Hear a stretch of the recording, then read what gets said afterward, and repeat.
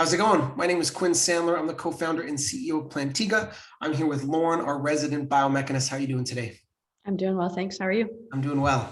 So I wanted to dive in a little bit on what a baseline is. What is it? How do we measure it? So let's start with that. What is a baseline?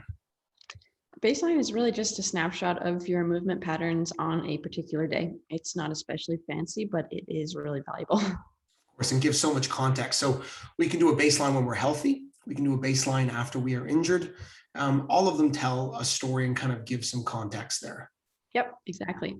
And I mean, every baseline is just a baseline, but depending on your, situation, when you take that baseline, they can give you that different context. So for example, if you became injured, then you took an injured baseline, you would then have a starting point for your rehab. And as you progress through your rehab, you could see how far you've come from your injured baseline, see the changes in whichever metrics you're interested in, those types of things.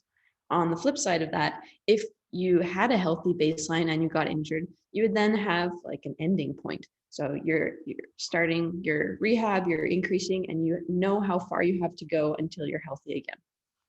Is that not an argument for grabbing a healthy baseline? Because if we don't know where we're trying to get back to, then we're kind of moving in the dark there a little bit.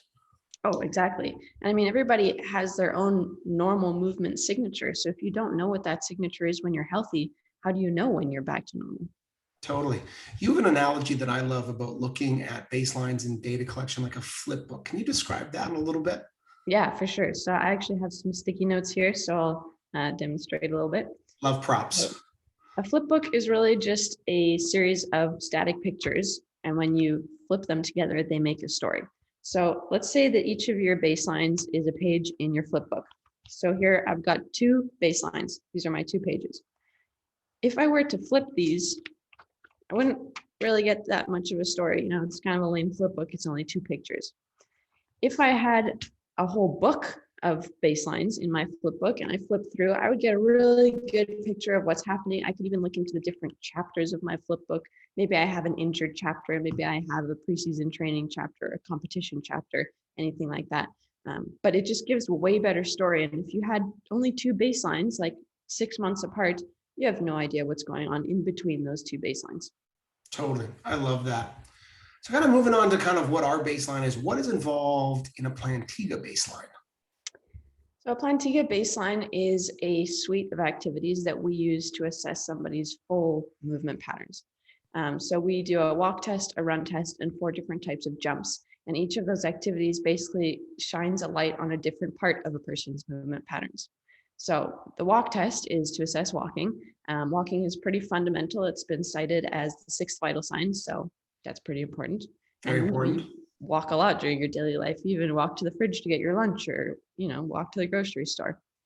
The next one is running. So that's a little bit more performance based. And we just look at your movement patterns as you start to push yourself a little bit more and see how those change. And then we have 2 dual leg jumps. So we do consecutive counter movement jumps and cyclic jumps. Those are also a little bit more performance based, and they test things like jump height and reactive strength index, which is really useful for evaluating neuromuscular fatigue. And then we have 2 single leg jumps, which help us assess each leg independently of the other so that we can look at asymmetries and deficiencies. That's beautiful. Now, obviously, we are biased because we are in the company, but still being able to collect walks, runs, and jumps, the reason why we think it's so important is each of them is a different lens onto how a person moves. So by collecting all of them, we really do get that picture or that kind of unique signature about how somebody moves. Yep, exactly. And even if you did a jog and a sprint, you would have different movement patterns for those different tasks. So it's really important to see the full breadth of your movement patterns. Totally. How long does it take to record a baseline session? So all of those activities. Oh, it's really quick. It takes me less than 10 minutes, including the upload, and you can collect on multiple people simultaneously. So if you wanted to rip through a whole team, you could really do that in one sitting. Yeah, totally. And then what is the frequency at which somebody should be collecting their own baseline? Or if I'm a coach, what's the frequency I should be collecting a baseline of an athlete or somebody that I'm working with?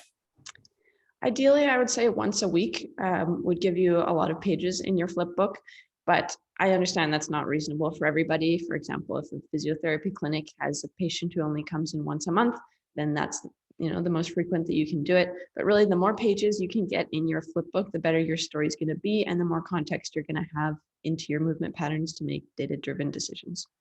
And is that not an argument for consistent data collection? Let's leave it there. Thanks, Lauren. Thank you.